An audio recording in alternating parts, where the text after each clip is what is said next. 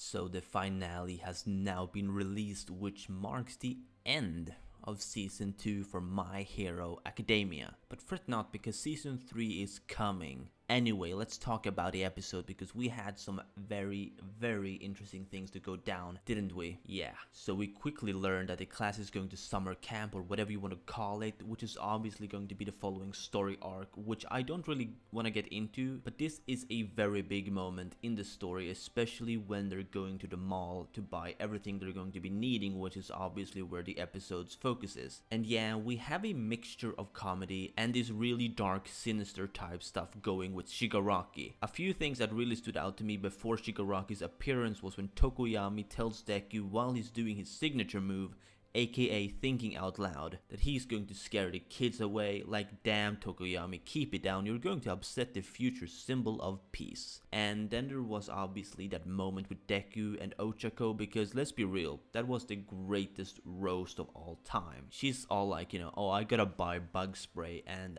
as she does say that, she remembers Yuga asking her if she likes Deku, and she just runs off, you know, all embarrassed, and Deku assumes like, wait a minute, I'm a bug? It's nice to have these moments that have barely any purpose but still manage to have an impact on us watchers in whatever way it may be, and in this case it's obviously building up to the ship between her and Deku, because we all know what the audience wants, and well, we also know that they like each other even if they don't realize it themselves. But let's get to the point here, Shigaraki and Deku. Now that is a moment that needs to be talked about, the very highlight of the episode in fact. He comes in, you know, dressed as any other guy, so Deku isn't really aware of who this is, who is coming on to him, acting all like friendly. He assumes it's just a fan who's seen him on TV from the sports festival or read about him in the newspaper, probably about the Hosu incident. But once that face is revealed to Deku, it gets really intense, because Shigaraki is like, oh, don't panic, you wouldn't want anyone to die here now, would you? Because if you don't remember, his quirk is that he can make things crumble if all of his fingers are connected to something,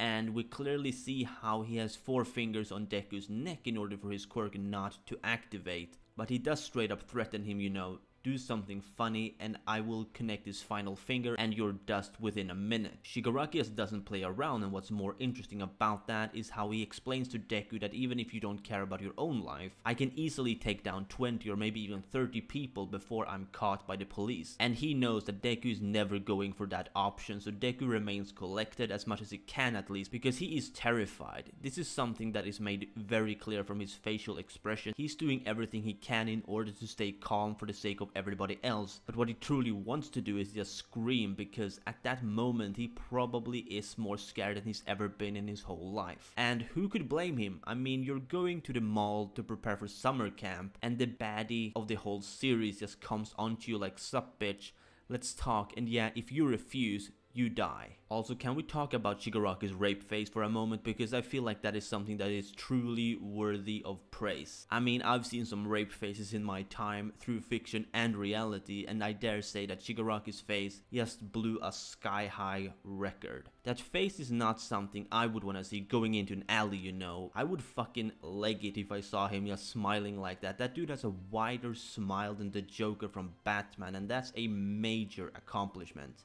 Now, he also isn't the most beautiful individual. I mean, let's be real, he's one ugly motherfucker, so that doesn't really help him in this case either. But yeah, Shigaraki and Deku, they have one striking similarity, which I think most people can agree with. They are both the student of a greater master. These masters obviously being All Might and All for One. Now, I won't get too in depth with that since I'm not an expert at keeping spoilers to myself, but you can very clearly tell that at some point both Deku and Shigaraki are going to rise and replace these masters, because I think it has been made abundantly clear that Shigaraki is the end boss of this series and Deku is obviously the main character, so no need to even guess on that one. But that really puts this encounter into perspective, because he could have killed Deku there and then, but he chose not to, and you never know, like, is he going to regret this in the future? Because this is the thing that happens in some series, the villains will let the good guy get stronger and eventually the villain will regret having done that. So it's going to be interesting to see if at the end of the series Shigaraki actually blames himself for letting Deku rise so high before challenging him again. And then we obviously have Deku being sort of saved by Ochako as she spots Deku being in a very tight situation and shit like that, which thankfully gets Shigaraki to actually leave. But what I really want to talk about in this review as well is Deku's mother. Now this is something that I think a lot of people do pick up on, even if they don't care too much about it. Deku's mother is very involved with his life, which is interesting to see in shonen type series. I mean, parents are usually nowhere to be found, but in this story, the students' parents are actually a thing, which I think is a really nice touch, especially since they are in fact just 15 to 16 years old at this point. So they obviously haven't moved out yet. So Deku's mother really does care about him, because after he leaves the police station, we see how worried she is. She runs up to her boy and she's like, you know, about to crack from the stress that something could happen to him, especially with what happened at the mall. She's afraid that she's going to lose her boy, since that's really all she has to live for right now. I mean, Deku's father isn't even around and he's working abroad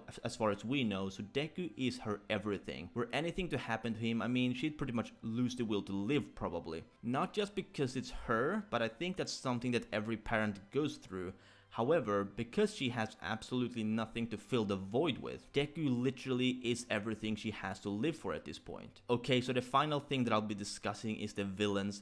Going back to the very beginning of the episode, we finally got the names of the two loons from the last week, so I can finally, at long last, say it. Himiko, Toga, and Dabi. What I really love about their introductions is how Shigaraki is pretty much just being like, who the fuck are these people, throw them out. And even Dabi looks like Toga, like, you're really gonna let this chick join? She's freaking crazy in the head. And then there's Dabi. Can we just admire his introduction for a moment, because that is just the cherry on top, okay? Shigaraki wants to know their formal names, right? Like their actual names by birth, and he's like, I go by Dabi at the moment. Dude has got some balls, immediately defying Shigaraki's request. And yeah, so we don't know Dabi's real name, but let's just say that in the manga there is some speculation going around. Okay, but yeah, anyway, Toga, the crazy chick, best girl, waifu, you know, she's everything. I can finally just go in on this topic for anime onlys as well, because I've been having to hold back